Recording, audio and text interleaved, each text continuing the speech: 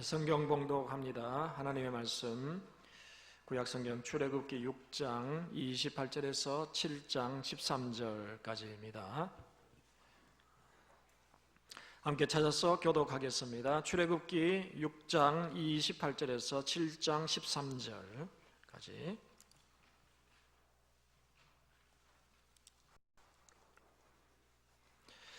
찾으셨죠? 제가 6장 28절을 먼저 읽습니다. 여호와께서 애굽 땅에서 모세에게 말씀하시던 날에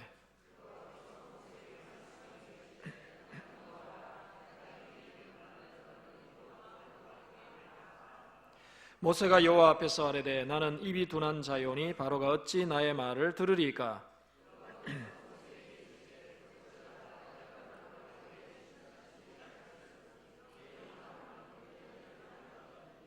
내가 내게 명령한 바를 너는 내 형 아론에게 말하고 그는 바로에게 말하여 그에게 이스라엘 자손을 그 땅에서 내보내게 할지니라.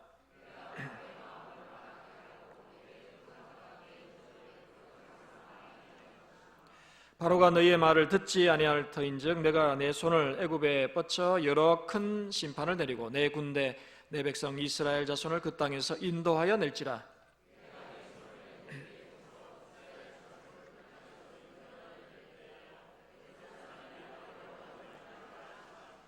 모세와 아론이 여호와께서 자기들에게 명령하신 대로 행하였더라.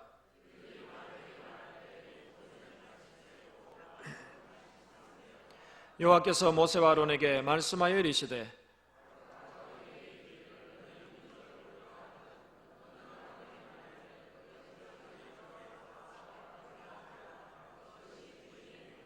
모세와 아론이 바로에게 가서 여호와께서 명령하신 대로 행하여 아론이 바로와 그의 신하 앞에 지팡이를 던지니 뱀이 된지라.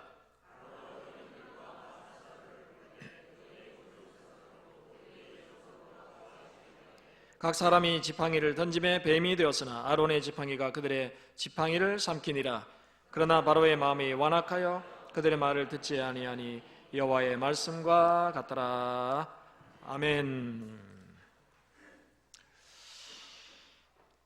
설교를 시작하면서 여러분에게 사진을 몇 장을 보여드리려고 합니다. 여러분이 이 사진을 보시면서 단어 하나를 한번 찾아보시기 바랍니다. 어떤 단어가 떠오르는지 한번 수수께끼는 아니지만 여러분이 한번 찾아보시면 좋겠습니다. 첫 번째 사진입니다. 단어는 두 글자입니다. 그 다음 사진 보여주세요. 고양이가 있고요. 가운데 저기 쥐가 들어있습니다. 세 번째, 허리 척추뼈 같은데요. 뼈에 좀 문제가 있는 것 같죠? 잠깐만. 저기 보면 남자분들 축구를 좋아하시면요. 지금 메시 선수가 지금 볼을 트래핑하고 있는데 우리 다른 선수들이 그걸 막고 있죠.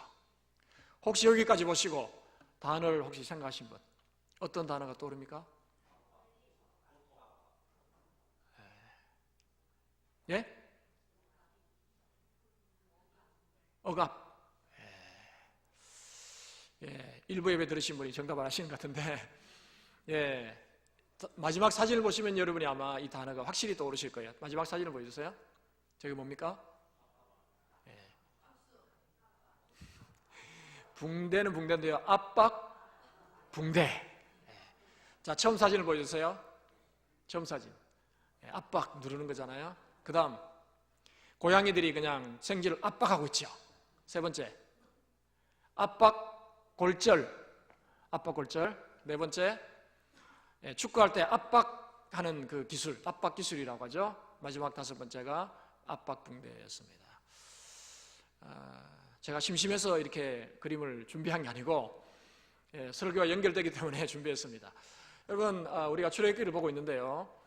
이스라엘 백성들은 애굽에서 430년 동안 바로와 그의 백성들로부터 압박을 당했어요.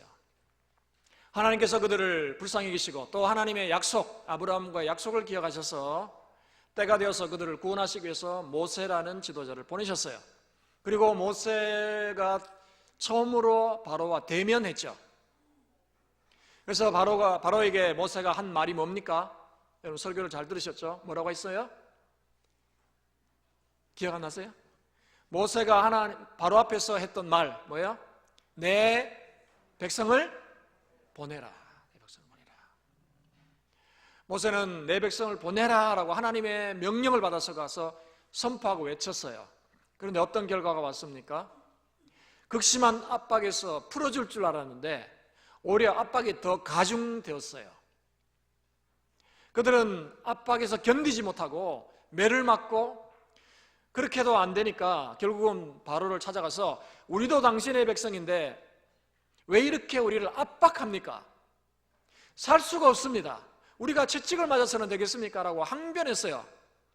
그러나 바로는 전혀 뜻을 굽히지 않고 그들을 더 심하게 압박했어요. 결과적으로 바로와 대면했던 모세는 자신의 생각과는 달리 결과가 아주 좋지 않게 결과가 나오고 결국 바로와의 대면에서 실패로 끝나버리니까 좌절감이 휩싸였어요. 그뿐 아니라 자신의 동족 이스라엘 백성들이 모세를 압박했어요. 당신 때문에 우리가 이렇게 극심한 압박을 당하고 있으니 이게 어찌 된 일입니까?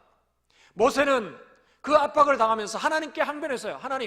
하나님께서 저를 보내셨는데 이게 어찌 된 일입니까? 하나님께서 당신의 백성을 구원한다고 하셨는데 이게 어찌 된 영문입니까? 더 큰 압박이 다가왔습니다.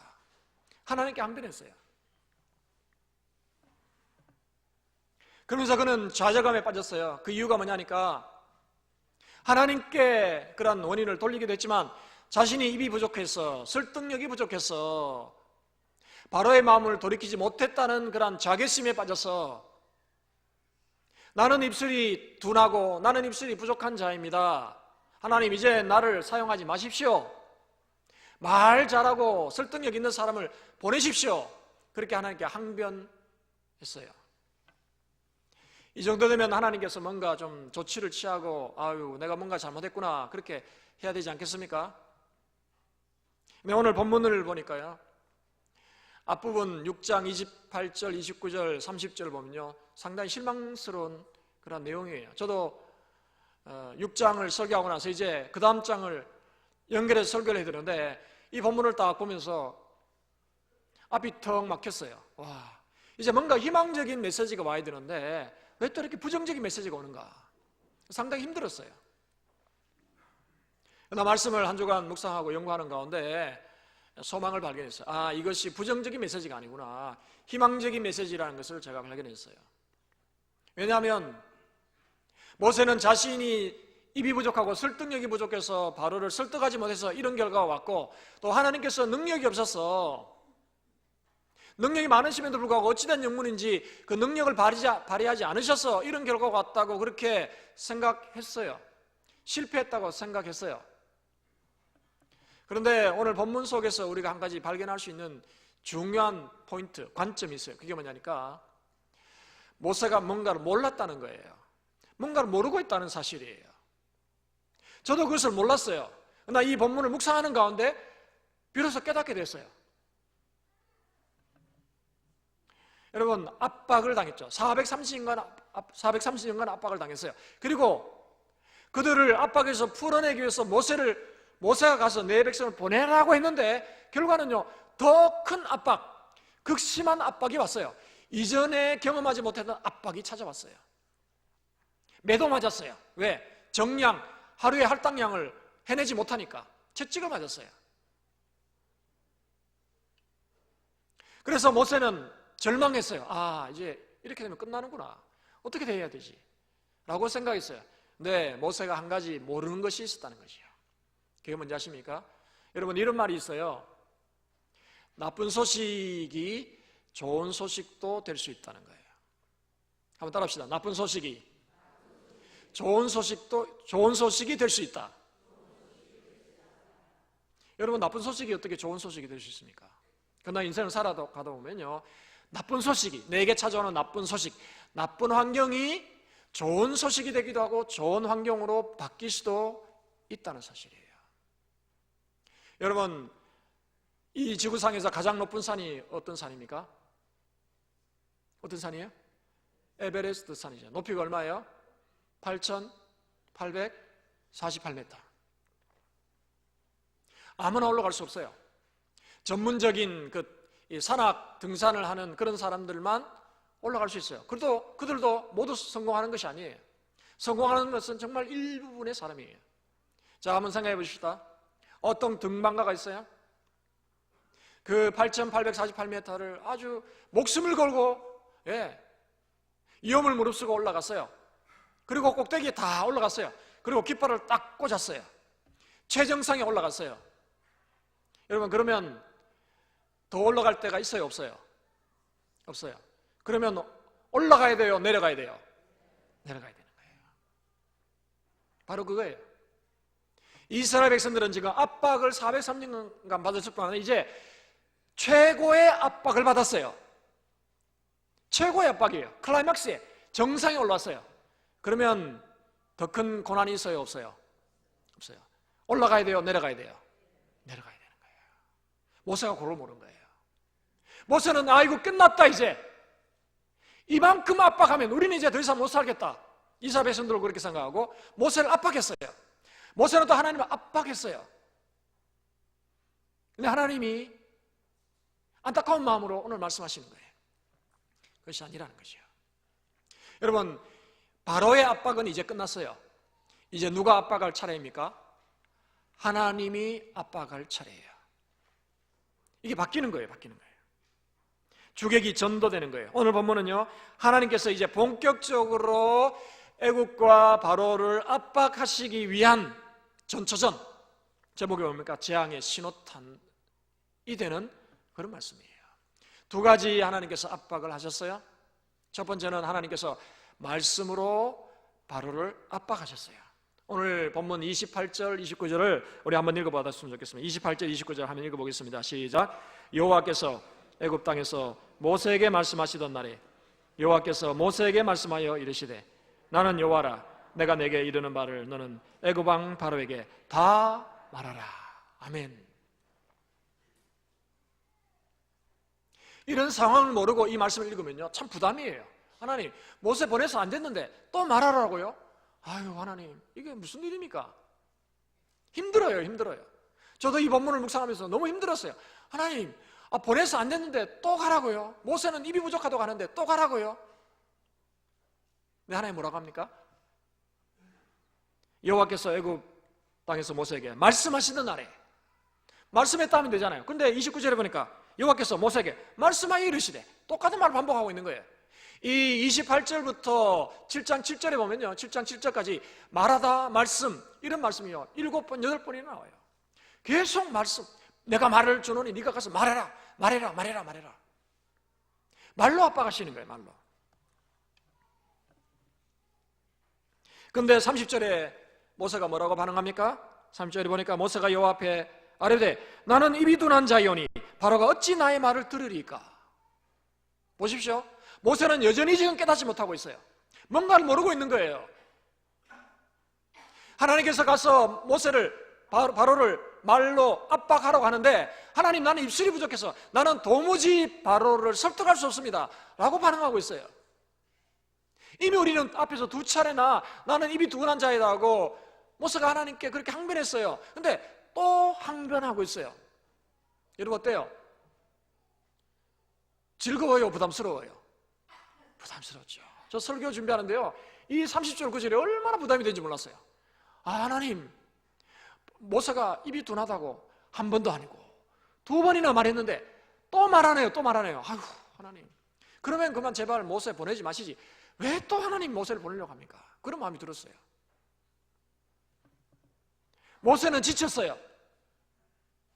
나는 입이 둔하니까 못 갑니다. 근데 하나님은요, 쌩쌩팔팔하세요. 안 지치셨어요. 뭐라고 합니까? 가라라고 하는 거예요. 그래서 2절에 보니까 내가 내게 명령한 바를 너는 내 형 아론에게 말하고 그는 바로에게 말하여 그에게 이스라엘 자손을 그 땅에서 내보내게 할지니라. 가라는 거예요. 가라는 거예요. 가서 말로 압박하라는 거예요. 그러면 모세는 나는 입술이 부족하고 설득력이 없다고 말함에도 불구하고 하나님이 왜 자꾸 모세에게 가서 말로 압박하라고 할까요? 그 이유는 뭡니까? 이스라엘 백성들을 내보내는 것은 모세의 말의 설득력, 언변으로 인해서 이스라엘을 출애굽시키는 것이 아니라 하나님이 하신다는 거예요. 하나님이 말씀으로 하겠다는 거예요. 입이 둔한 모세를 보내셔서 그의 입에서 나오는 그 단순한 메시지를 통해서 이스라엘을 끄집어내게 하겠다는 거예요. 하나님의 의지를 여기서 보여주고 있는 거예요. 모세는 그렇게 생각했어요. 내가 말의 능력이 없으니까 나는 보내면 안 됩니다라고 생각했어요. 자신은 자신의 설득력으로 바로의 마음을 움직인다고 생각했어요. 그런데 하나님은 그것이 아니라고 지금 말씀하고 계시는 거예요. 다만 모세는 하나님의 보냄받은 사명자로서 가서 말씀을 전하기만 하면 된다는 거예요. 그것을 말씀하시는 거예요. 여러분, 우리가 복음 전도자로서 이웃들에게 복음을 전할 때 여러분 어때요? 여러분 복음을 잘 전할 수 있어요? 없어요? 잘 못 전하잖아요. 전도하러 나오시라면 안 나오는 이유 중에 하나가 뭐냐니까 아유 나는 전도를 못해요. 그거 아닙니까? 말을 못한다는 거예요.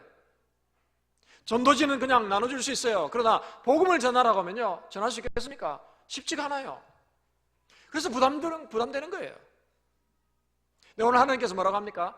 네 입의 설득력으로 네가 아는 지식으로 사람을 구원하고 변화시키는 것이 아니라는 거예요. 그래서 바울은 고린도전서 1장 20절에 보니까 이렇게 말씀했어요.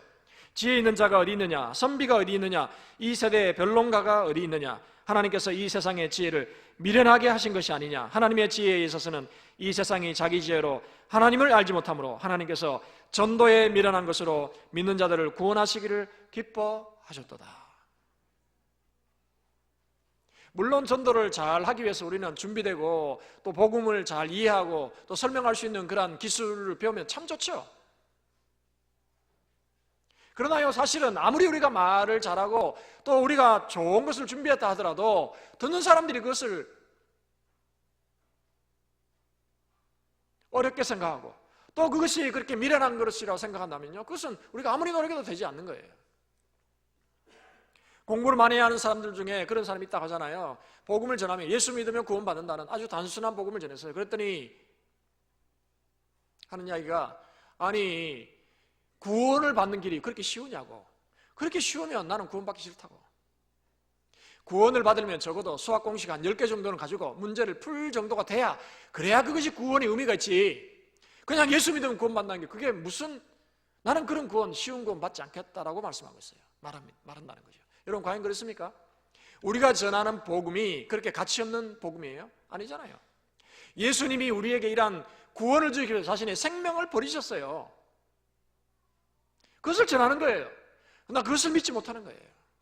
나 오늘 바울이 뭐라고 했습니까? 전도에 미련한 것으로. 세상 사람들이 볼 때는 지혜가 없고 미련한 것처럼 보이고 아유 무슨 그런 이야기가 있냐라고 생각할지 모르지만 하나님은 그런 전도에 미련한 것을 통해서 미련해 보이는 그런 복음을 통해서 영혼을 구원하신다는 거예요. 모세는 자신의 입이 뻣뻣함과 또 영적 기백이 결여되어서 내가 바로를 설득할 능력이 없으니까 라고 핑계를 삼았어요. 하나님은 그것이 아니라고 말씀하신 거예요. 그래서 7장 1절에 보니까 하나님께서 이런 약속을 모세에게 하고 있어요. 7장 1절 한번 같이 읽어봅니다. 7장 1절 시작. 여호와께서 모세에게 이르시되 볼지어다 내가 너를 바로에게 신같이 되게 하였은즉 내 영 아론은 내 대언자가 되리니. 아멘.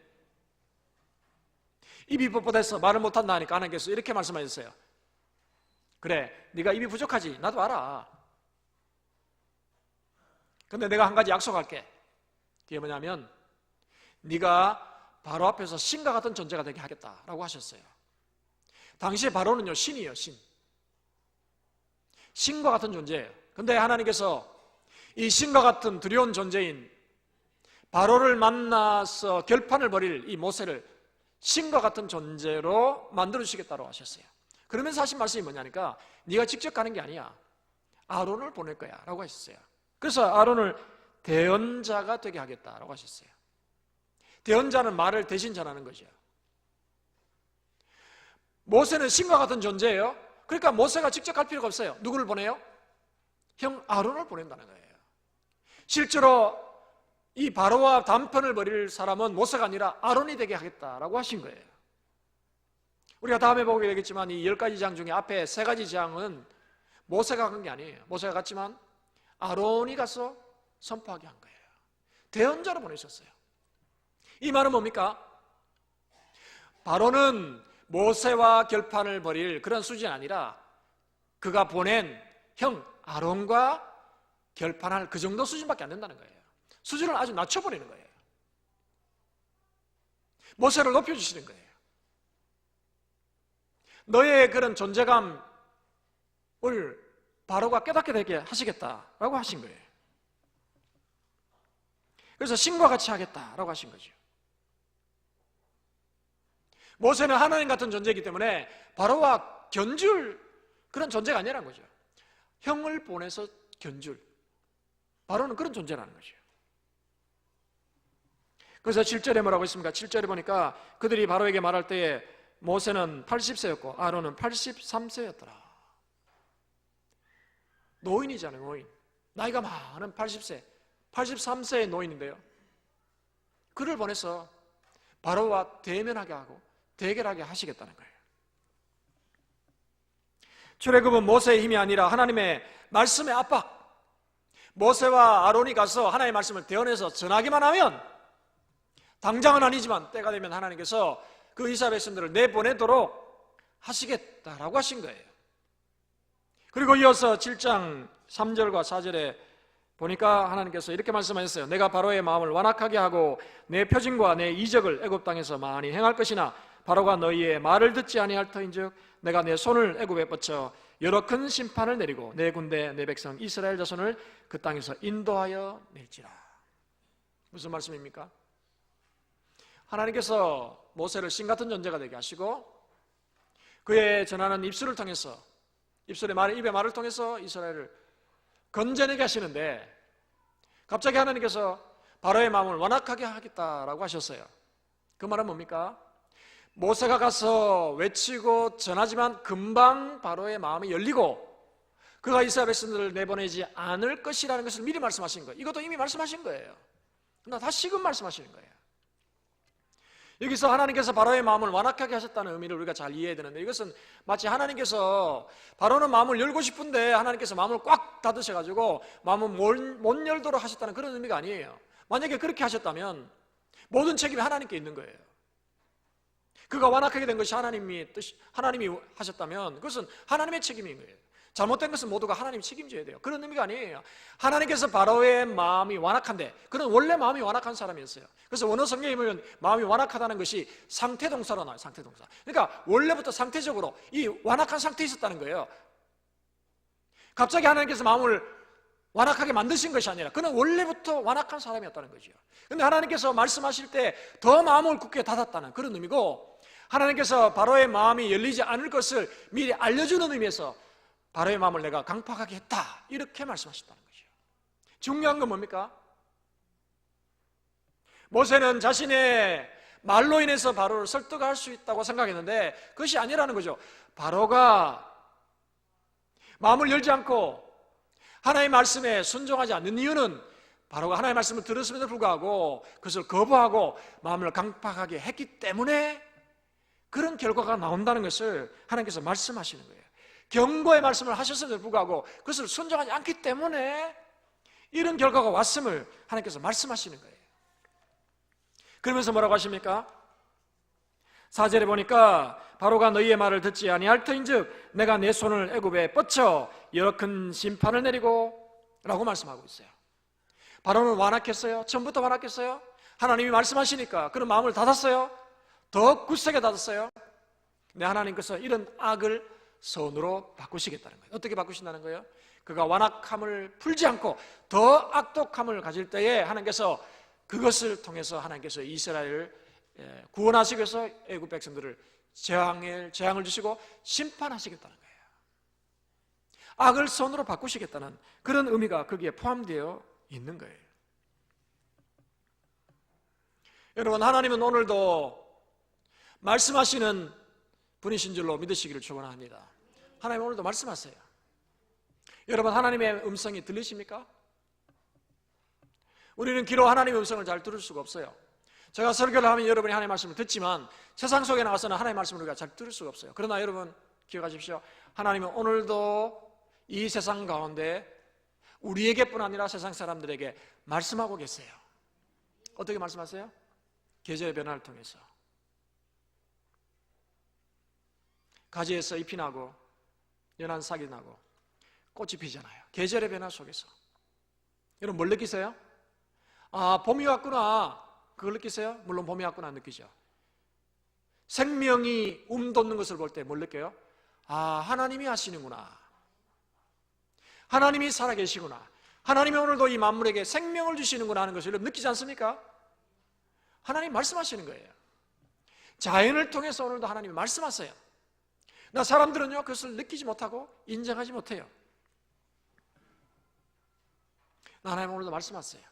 더 구체적으로는요 복음을 통해서 예수 그리스도를 통해서 오늘도 말씀하시는 줄로 믿습니다. 그런데 여러분 한 가지 기억하십시오. 하나님이 우리에게 말씀하실 때 그것은 양날 가진 검과 같다는 거예요. 양날 가진 검이에요. 한 날은요 아주 축복의 말씀이고 은혜의 말씀이에요. 그렇죠? 그러나 한 면은요 저주와 심판의 말씀이라는 것을 우리 기억해야 돼요. 세상 사람들이 그것을 몰라요. 바울이 로마서 1장 16절 이하에서 이렇게 말씀하고 있어요. 한번 들어보십시오. 내가 복음을 부끄러워하지 아니하노니 이 복음은 모든 믿는 자에게 구원을 주시는 하나님의 능력이 됨이라. 먼저는 유대인에게요 그리고 헬라인에게로다. 복음에는 하나님의 의가 나타나서 믿음으로 믿음에 이르게 하나니 기록된 바 오직 의는 믿음으로 말미암아 살리라 함과 같으니라. 여기까지 보면요 얼마나 은혜의 말씀이고 축복의 말씀이에요. 예수 그리스도를 믿으면 구원받고 생명을 얻는다고 말씀하고 있어요. 그러나 그것만 말씀하는 건 아니에요. 18절을 볼까요? 하나님의 진노가 불의로 진리를 막는 사람들의 모든 경건치 않음과 불의에 대하여 하늘로부터 나타나나니 라고 했어요. 하나님의 진노가 나타난대요. 어떤 자들에게? 진리를 거스리고 불의로 진리를 막아버리는 사람들에게 하나님이 진노를 내리신다는 거예요. 여러분 우리가 복음을 전하는 것이요 우리가 축복의 말씀을 전하는 것이죠. 그러나요 그것을 받지 않으면 어떻게 됩니까? 그것은 그들에게 저주가 되는 거예요. 심판이 된다는 것을 우리는 알아야 된다는 거예요. 하나님 오늘도 자연을 통해서 말씀하시고 계절의 변화를 통해서 말씀하시고 또 수많은 전도자를 통해서 복음을 듣게 하세요. 근데 그것을 들으면요 축복이에요. 마음을 열면요 엄청난 축복이에요. 영원한 생명을 얻어요. 그러나 마음을 닫으면 어떻게 되는 거예요? 한 번 난다고 그렇게 되는 거 아니지만 끝까지 닫으면요 내가 죽을 때까지 닫아버리면 어떻게 되는 거예요? 영원한 심판을 받게 되는 거예요. 요한복음 3장 16절 우리가 잘 알죠? 하나님이 세상을 이처럼 사랑하사 독생자를 줬으니 이는 저를 믿는 자마다 멸망치 않고 영생을 얻게 하려 하심이라. 여러분 이게 저주의 말씀이에요? 축복의 말씀이에요? 축복의 말씀이에요. 누구든지 하나님이 사랑하셔서 독생자를 보내신 그 사실을 믿고 예수님이 나의 구원자라는 것을 믿으면 어떻게 돼요? 영원한 생명을 얻는 줄로 믿습니다. 오늘도 우리는 그것을 전하고 있어요. 근데요 요한복음 3장 18절에 보면요 저주의 말씀이 나와요. 요한복음 3장 18절을 제가 읽어드릴까요? 그를 믿는 자는 심판을 받지 아니하는 것이요 믿지 아니하는 자는 하나님의 독생자의 이름을 믿지 아니함으로 벌써 심판을 받은 것이니라. 하나님을 믿지 않고 예수를 믿지 않기 때문에 하나님이 저주하고 심판하시는 게 아니라는 말이에요. 우리는 모두가 태어날 때부터 영원한 저주 가운데 태어났어요. 영원한 재앙과 심판을 받을 존재로 태어났어요. 근데 예수 그리스도를 통해서 우리를 구원하시도록 복음을 전하게 하신 거예요. 우리는 그 복음을 듣고 영원한 생명을 얻었어요. 그러면 우리가 끝까지 그 복음의 복음을 듣지 않고 받아들이지 않고 마음을 닫으면 어떻게 돼요? 우리는 이미 받은 저주와 이미 받은 심판대로 간다는 거예요. 여러분 하나님의 말씀은요 무서워요. 한 번 전할 때 안 들을 수 있어요. 두 번 전할 때 안 들을 수 있어요. 순종하지 않을 수 있어요. 그러나 끝까지 순종하지 않으면 어떻게 돼요? 영원한 심판을 받게 되는 거예요. 왜? 우리는 이미 심판을 받은 자들이기 때문에. 그렇기 때문에 우리가 복음을 전할 때 결코 두려워한 마음으로 복음을 전하면 안 돼요. 담대하게 전해야 돼요. 저주하는 마음으로 전해서는 안 되죠. 영혼을 구원받도록 전해야 되죠. 그러나 그 복음을 받지 않으면 영원한 심판으로 갈 수 있다는 것을 생각하면서 안타까운 마음으로 우리는 복음을 전해야 된다는 거예요. 하나님 오늘 말씀으로 바로를 압박하시고 하려고 모세를 부르시고 또 모세가 못한다고 하니까 그럼에도 불구하고 모세를 부르셔서 네가 가라, 너를 신과 같은 존재가 되게 할 테니까 걱정하지 말고 네 입을 의지하지 말고 나를 믿고 나가라 라고 말씀을 입에 주셨어요.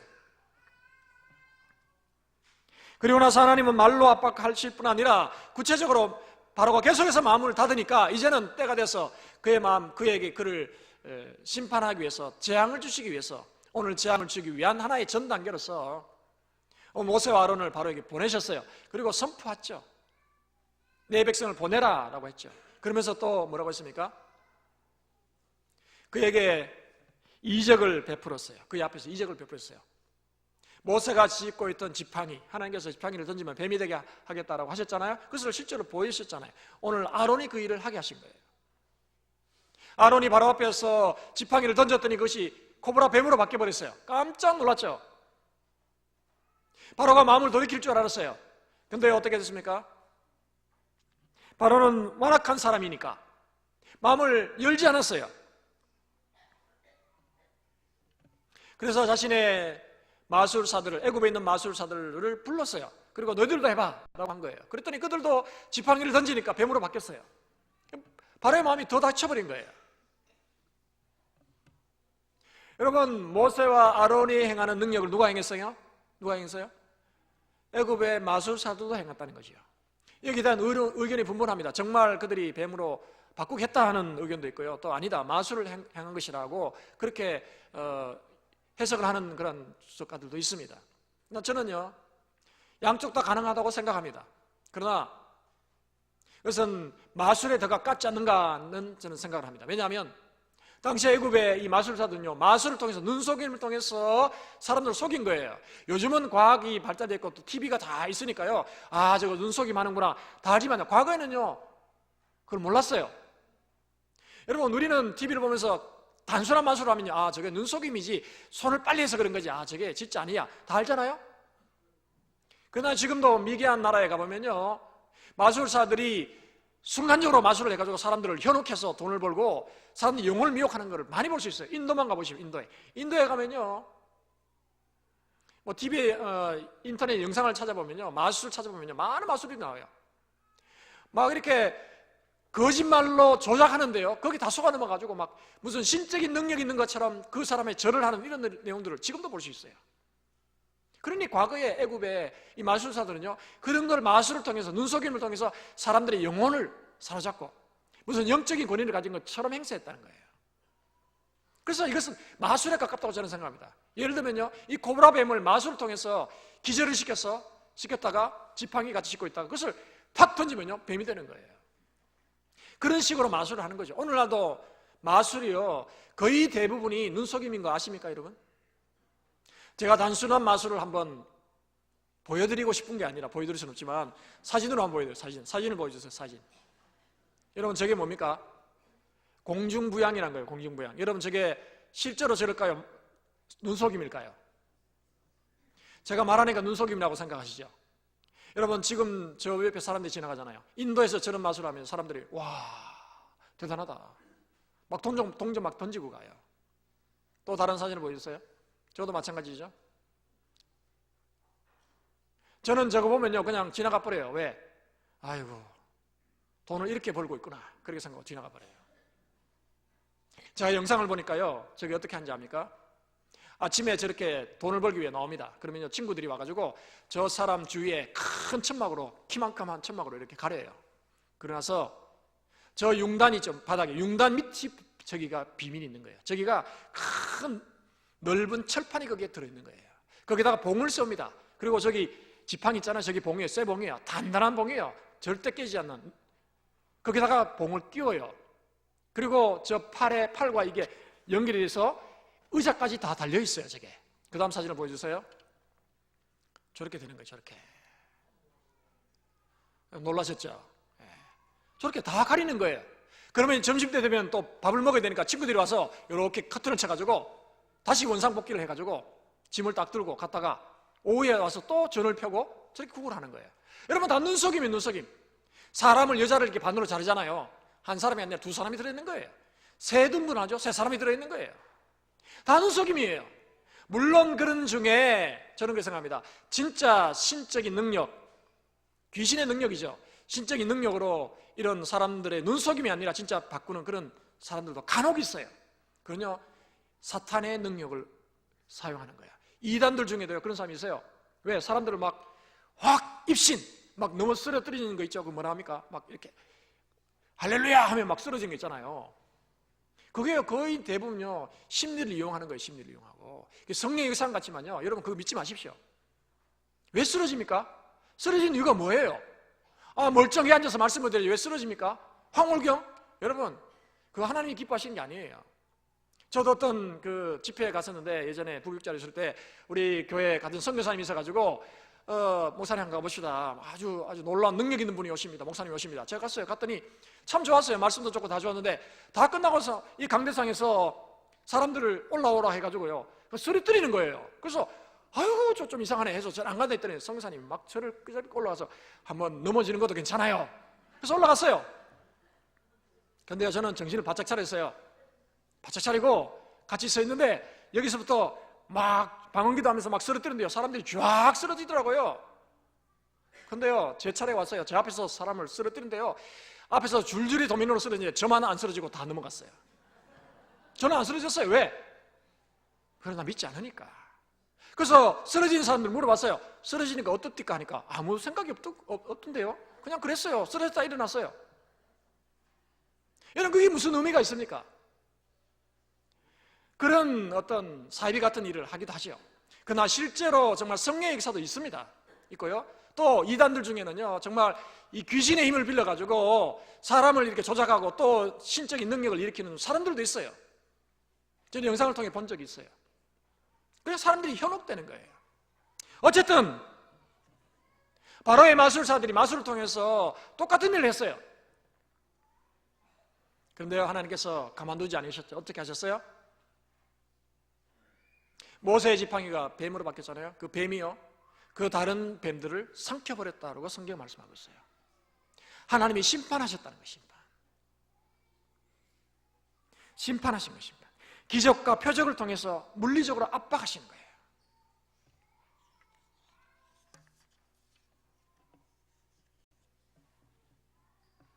하나님께서는 앞으로 애굽에 내릴 10가지 재앙을 앞두고 이런 물리적인 압박을 통해서 바로의 마음을 두드리셨어요. 바로의 마음을 열게 하셨어요. 그러나 바로는 그런 기적과 이적을 보았음에도 불구하고 오늘 마지막 절에 뭐라고 합니까? 그러나 바로의 마음이 완악하여 그들의 말을 듣지 아니하니 여호와의 말씀과 같더라. 여러분 실망할 필요가 없어요. 바로가 마음을 완악하게 하여 그 말을 듣지 아니했다고 하면요 절망할 수 있죠. 그러나 뭐라고 했습니까? 여호와의 말씀과 같더라는 거예요. 하나님이 다 통치하고 주관하고 계신다는 거예요. 오늘날도 세상에 많은 사람들은 완악함으로 하나님의 말씀을 듣지 않고 하나님이 하시는 일을 저지하려고 하는 사람들이 세상에 참 많아요. 그렇죠? 요즘 동성애 같은 문제들 보십시오. 참 안타까워요. 대단한 공부를 하고 또 그쪽에 전문가라고 하는 사람들의 의견을 제가 들어보니까요 너무 무식하고 너무 무지한 거예요.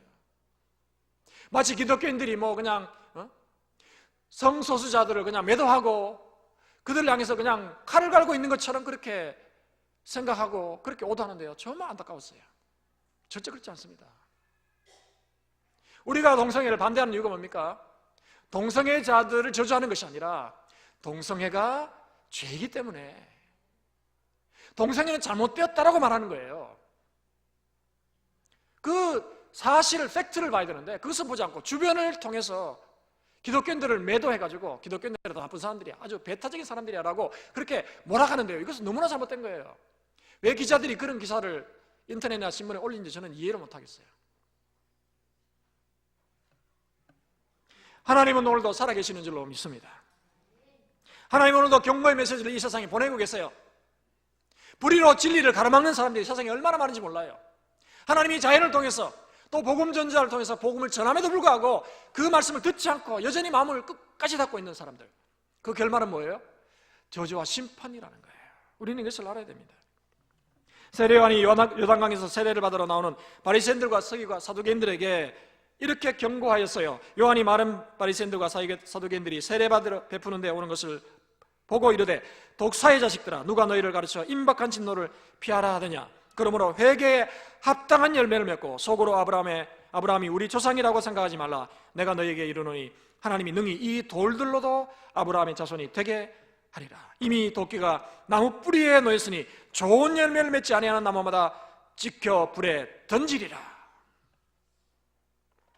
도끼가 나무 뿌리에 놓였대요. 이제 끝까지 마음을 열지 않고 회개하지 않고 삶을 돌이키지 않으면 하나님께서 그 진노의 도끼를 휘두르겠다는 거예요. 돌이키라는 거예요. 돌이키라. 아직 기회가 있다는 거예요. 아직 기회가 있는 거예요. 아직 휘두르지 않았어요. 답만 놓여있어요. 위급한 거예요. 하나님께서 애굽의 10가지 재앙을 내리기 위해서 이제 준비하고 계세요. 그러나 바로는 그것을 아직 깨닫지 못하고 있는 거예요. 안타까운 거죠. 우리는 이러한 경고의 메시지를 우리도 들어야 될 뿐 아니라 우리는 주변에 있는 사람들에게 전해야 합니다. 그렇다고 나가서 당신 회개하시오 이렇게 하면 우리가 몰매를 맞겠죠. 그렇게 하는 것이 아니라 부드럽게 복음을 제대로, 예수를 믿으면 구원받습니다. 영원한 생명을 얻습니다. 예수님은 우리의 구원자입니다. 예수님은 2000년 전에 우리를 위해서 이 땅에 오신 하나님의 아들이십니다. 그분이 십자가에 달려 죽으심으로 우리의 모든 죄를 다 사해 주셨습니다. 우리는 그것을 믿으면 천국을 가고 영원한 생명을 얻고 하나님의 자녀가 됩니다. 영접하는 자, 곧 그 이름을 믿는 자들에게 하나님의 자녀가 되는 권세를 주셨다고 말씀했습니다. 당신도 믿으십시오. 우리 전하는 거예요. 저주하란 말 필요 없죠. 왜? 받지 않으면 저주받으니까. 우리는 그것을 전해야 되는 거예요. 문제는 복음을 듣는 사람들에게도 있지만요, 복음을 전하는 자들에게도 있다는 사실이에요. 왜요? 모세가 복음을 전하고 그 메시지를 전해야 됨에도 불구하고 내 입이 부족해서 나는 않는다고 생각했잖아요. 그렇습니까? 아니잖아요. 그가 잘못 전했어 바로의 마음이 열지 않은 게 아니에요. 그는 원래부터 마음이 굳은 사람이었어요. 모세의 언변으로 통해서 그를 구원하는 게 아니라 하나님의 능력으로 하나님의 말씀을 선포할 때, 하나님이 징계하실 때 그들을 구원하신다는 사실을 오늘 본문 우리에게 분명히 말씀하고 있는 거예요. 여러분, 우리가 주님의 일을 할 때 우리가 부족해서 저는 못하겠습니다 할 때가 참 많잖아요. 그렇죠? 물론 실제로 부족해서 참 어려움을 당하고, 하나님 저는요 건강도 부족하고 물질도 없고 지식도 부족하고 부족한 게 너무 많아요. 물론 하나님이 아시죠. 하나님은 연약한 저와 여러분을 사용하셔서 하나님의 선한 일을 오늘도 이루시기를 기뻐하신다는 사실을 여러분 믿으시기를 축원합니다. 기뻐하세요.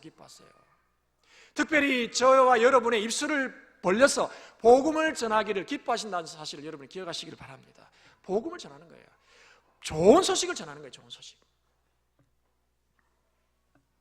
또 우리는 반대로 이렇게 생각할 수 있어요. 하나님 안 도와주셔서 저 혼자 할 수 있습니다. 하나님, 저는 경험도 많고요, 지식도 많고 직분도 있고요, 저는 재물도 많고요, 저는 건강하고요, 저는 저 혼자 할 수 있습니다.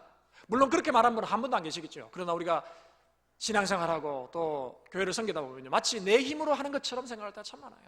그게 아니라는 거예요. 오늘 보십시오. 모세와 아론의 나이가 몇 살이라고 했습니까? 80세와 83세라고 그랬어요. 그들의 힘으로 하는 거예요? 아니라는 거예요. 하나님의 능력으로 하는 줄로 믿습니다. 철저하게 하나님을 의지하는 거예요. 하나님은 이 우주보다 크신 하나님이 있어요. 그 하나님을 바라보고 하나님 믿고, 연약함 나지만 하나님이 사용하시기를 기뻐하시기 때문에 하나님, 제가 주님 앞에 제 삶을 드립니다 라고 할 때 하나님이 우리를 사용하셔서 하나님 놀라운 일을 이루실 줄로 믿습니다. 지난주 중에 우리 은퇴하신 장로님 가정을 신방을 했어요. 제 아내와 신방을 했는데 연초에 제가 안부 전화를 한번 드렸더니 목사님 한번 식사라도 한번 하시고 한번 대화를 합시다. 그래서 제가 지난주에 신방을 했는데 우리 장로님 아내 되시는 우리 권사님은 우리 교회는 안 나오시지만 전도의 이런 특별한 또 사명과 은사를 받으셔가지고 신학을 하시고 또 교회에서 또 전도사로도 사역을 하시고 또 한양대병원과 또 몇 병원에서 원목실에서 복음을 전한, 그러니까 환자들에게 돌아다니면서 침상에 가서 복음을 전하는 일을 오랫동안 하셨어요. 하시다가 이제 나이가 이제 거의 80이 되시니까 힘들다 하셔가지고 작년 9월에 이제 모든 사역을 다 내려놓으셨어요. 그리고 이제 이사를 하셔가지고 거기서 살고 계시는데 신방을 했더니 여러 가지 이제 은혜를 간증을 쭉 하시는데요. 마지막 부분에 가서 권사님께서, 목사님, 제가 이제 정말 주를 위해서 제 은사를 최선을 다해서 다 사용했는데 작년 9월에 사역을 다 그만두고 나니까 마음도 허전하고 좀 울적하기도 하고 그랬는데 어느 순간에 방에서 기도를 하는데 하나님, 이제 제가 하나님 앞에서 뭘 할 수 있겠습니까? 무용지물입니다 하는 그런 제 마음이 생각이 들었는데 갑자기 하나님께서 뭔가를 딱 떠오르게 하셨다는 거예요. 그게 뭐냐니까 권사님이 병원에서 원목 사역을 하면서 많은 사람들에게 복음을 전하면서 그 사람들이 이름을 적고 전화번호를 적었던 그 수첩이 생각이 난 거예요. 수첩. 거기에 수많은 환자들의 이름과 전화번호가 적혀 있는 거예요. 그들 중에는 말기암 환자로서 권사님이 전한 복음을 듣고 예수를 영접하고 천국 가신 분도 계시고 복음만 듣고 그냥 반응을 안 하신 분도 계시고 다양한 사람들이 있어요. 근데 갑자기 그 수첩이 딱 생각이 난 거예요. 그때 권사님 무릎을 딱 치고 아이고 하나님 감사합니다 하고 수첩을 가져와 가지고는 그 수첩 앞면에다가 이렇게 썼습니다. 수첩교회. 그리고 지도교육자 권사님 이름을 적으시고 그 밑에 협동장로 우리 장로님 이름 적으시고 도와주시니까, 그리고 밑에 자신을 위해서 기도하는 권사님 집사님들 이름을 적으시고 교인수 600명 이렇게 적으셨어요. 우리 교회보다 훨씬 큰 교회예요. 나는 이제 몸도 이제 좀 파킨슨이 있어가지고 팔도 좀 떨리시고 말씀하실 때도 입이 떨리시는데도 불구하고 하나님 나는 이제 아무것도 할 수 없습니다 하고 했는데 하나님께서 아니야, 수첩이 있잖아. 수첩. 그 영혼들이 다 구원받은 게 아니잖아요. 그래서 지금도 그 수첩을 붙잡고 이름을 불러가며 기도하면서 하나님께서 이 영혼들을 구원해 주실 줄로 믿습니다. 나는 이제 아무것도 할 게 없습니다. 하나님이 하여 주옵소서. 저는 기도합니다 라고 하면서 그 사역을 하는데 지금도 아주 힘있게 부르짖으면서 기도하신다는 그런 간증을 들으면서 참 마음에 큰 감동이 됐어요. 그래서 저희 집 사람이 사진을 찍으려고 하니까 아유 극구 사용하셔서 사진 못 찍었는데 수첩교회를 지금도 하고 계십니다. 여러분, 우리는요 아무리 나이가 많고 아무리 젊어도 하나님 앞에서 우리가 못할 일이 있습니까? 하나님의 능력 안에서, 내게 능력 주시는 자 안에서 우리는 모든 것을 할 수 있는 줄로 믿습니다. 그 진실하신 하나님, 능력의 하나님을 의지하시기 바랍니다. 그 하나님을 의지하시고 이번 한 주간도 여러분의 처한 환경 속에서 최선의 삶을 사시고 또 할 수 있으면 복음을 전하셔서 아직도 마문을 닫고 영원한 지옥으로 가고 있는 영혼들을 구해내는데 쓰임받는 여러분의 일생이 되시기를 축원합니다. 그래서 여러분을 통해서 영원히 구원받을 뿐 아니라 하나님이 영광을 받으시는 이러한 축복된 삶을 살아가는 저와 여러분 모두가 되실 수 있기를 예수님의 이름으로 축원합니다. 아멘.